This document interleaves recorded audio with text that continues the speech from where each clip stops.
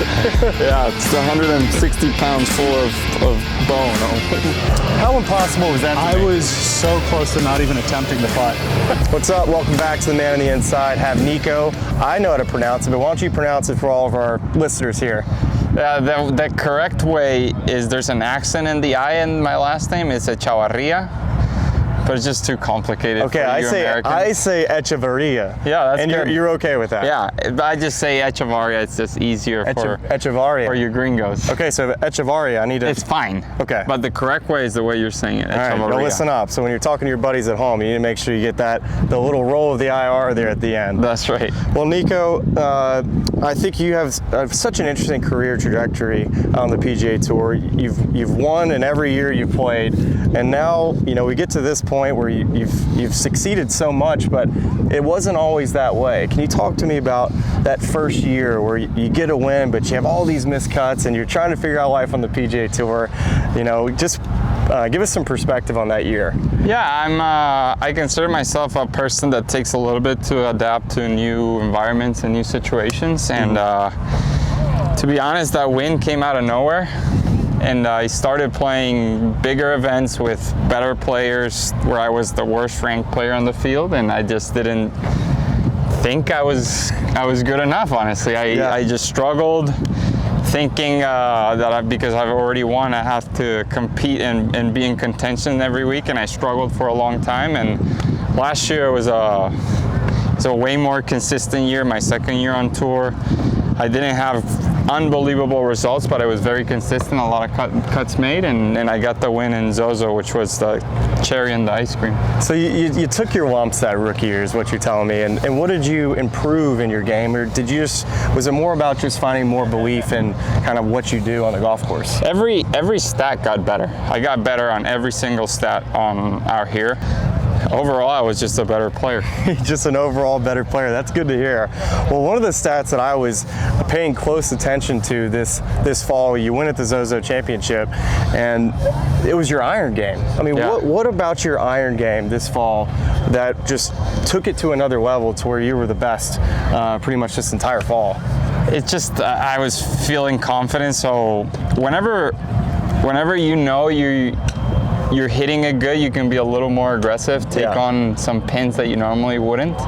And that was the fall I was rolling with a lot of confidence, and I was just firing at pins, and that's why I was playing well. I was making a ton of birdies, and I was hitting it closer to the pin. That's a good recipe, guys. Hit it close to the pin. Well, we got your bag right here. Let's go take a look inside your bag. Let's see what you're working with. Got the wedges, irons, kind of walk me through everything you got. I use the ZX7s, the pitch and wedge through 6-iron. Okay. And I use the ZX5s on the 4 and the 5. These are exactly the same clubs I've had for 2 years now. Okay, so this has been something that's been in your bag for 2 years. That's beautiful. Okay, what about the adjustment period, switching to a new Srixon golf ball? The first week you and I talked after the Kapalua, you were trying to get your distances dialed in. Then we get to the Sony, get into a playoff, coming up just short. So there was something that you figured out from 1 week to the next in your change into the Srixon golf ball. What have you found that you like the most about it?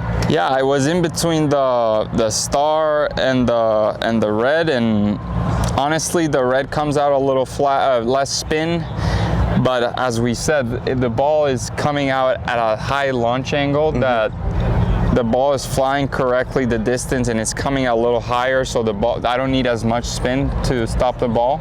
So I've been with the red since week 1, and it's been good. Have you picked up a little distance too? Yeah.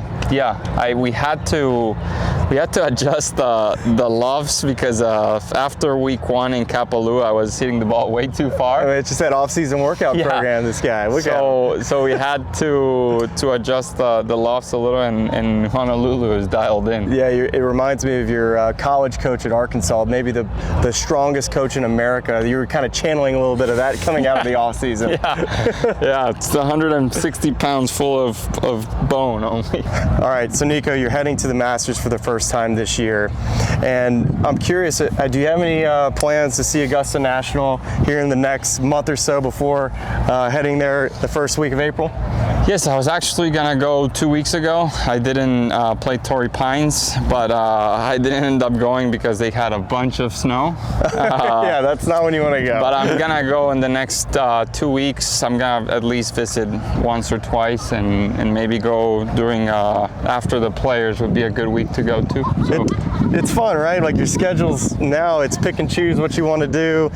You can focus on your prep and getting ready for these big events. It's a lot to be excited about, right? Yeah, definitely picking out your schedule is a lot better than knowing if you're getting into the field or not. So it changes a lot. Well, last question I'll leave you with here.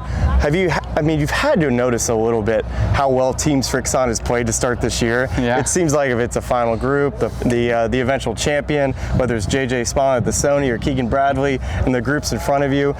What has it been like to see Srixon on everybody's hat pretty much to start this 2025 season? Well, that makes it easier for the decision that I made.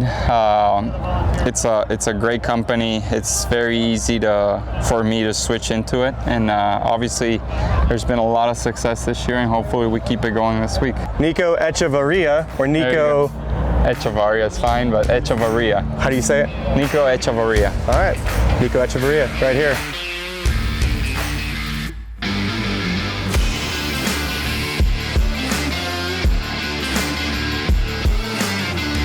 All right, so we've got here your bag. You got a combo set going with the irons. Got the new wedges in play.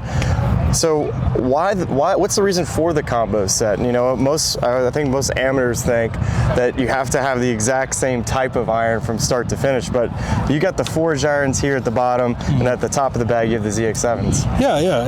We were just talking about it. The firmness of the greens can be a thing. So with the 4, 5, and 6 iron, I just don't get the height that I need with the blades to land it soft on these greens. So these give me the forgiveness and height that I need coming into these greens to give myself some birdie looks. Would you ever even go up one more with a 4 or 5 iron to it, even like I have a 3 iron at this altitude. A 3 iron's not super helpful because lower loft's just going to drop. But I do have a 3 iron, a ZX5 that I keep with me, and I'll use it. I pulled it out at Sony. Cool. I pulled it out at Sony. It'll go. I'll either go 3 iron or 5 wood, depending on maybe the golf course. At Sony, only 2 par 5s and a lot more kind of tee shots with that distance. I went 3 iron instead of the 5 wood. So. And the wedges here, I see we have full bounce here with the 60 degrees, so that would be the more of the maximum side of the bounce. What do you like about that here in these conditions? Do you ever change out your bounces? No, I take divs. So you need it in the fairways. I need some protection for that. Okay. It's you'll see some guys go less bounce, maybe like a 6 on a 60. They can really get under it. I've seen guys go up into like 10, 12 range on a 60, like if they're like playing a ton of Bermuda and stuff.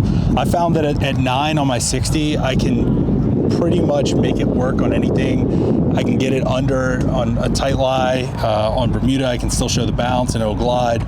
So I feel like, I can just adjust my shots a little bit based on the conditions, and I don't have to worry about changing wedges each week or cycling through. Especially when you get to 16. You need to have all the confidence in the world in these wedges. Especially on a Tuesday and a Wednesday, that's the time you want to chip to make sure, all right, I'm ready, because the last thing you want to do is to grab the wedge. You want to grab that putter and go straight to the green. So a point of emphasis for you heading into 2025, everybody always wants to get off to fat starts, but you've been able to do it. What do you credit to your good play so far early in the season? It's the putter, man. Putter. I've really putted well on the Poana greens. Torrey, it's not necessarily the birdie putts, it's the par putts. Yes. It's keeping your place, basically. As long as you stay still, people are falling past you.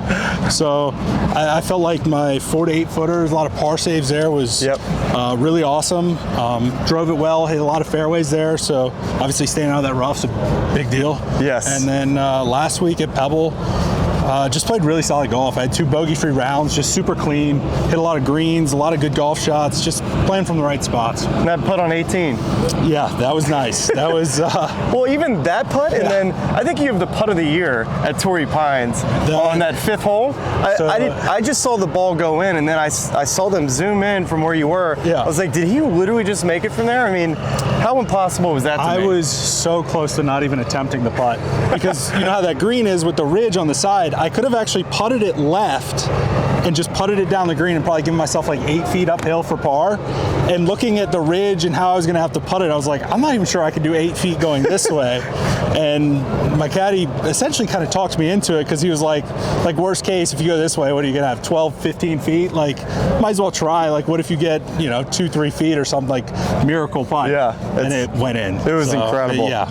Well, I think it's been interesting too in 2025 how Team Srixon and all the players that play the Srixon equipment, how well they've played. Every single time you look up on the top of the leaderboard, you either have a player that's winning in contention or just right there in the thick of things like you've been. I mean, is it interesting to you to see that, pretty much if you're in the final group, there's a good chance there might be a Srixon player playing with you? Yeah, I mean, it's been awesome. Obviously, like Seb's been playing great this year too. Like, it's it's good product. Yeah. Like, balls are great, the irons are great, and it's been really cool to see the guys all playing well. What is your favorite product? Probably the ball. Golf ball. Yeah, probably the ball. The ball or wedges. I mean, I'm a short game guy. Like, I can get up and down from anywhere. I feel like I got a lot of confidence. Diamond or red ball? I'm a diamond guy. All right, diamond ball. That's what I play too. I like that spin. I like that feel.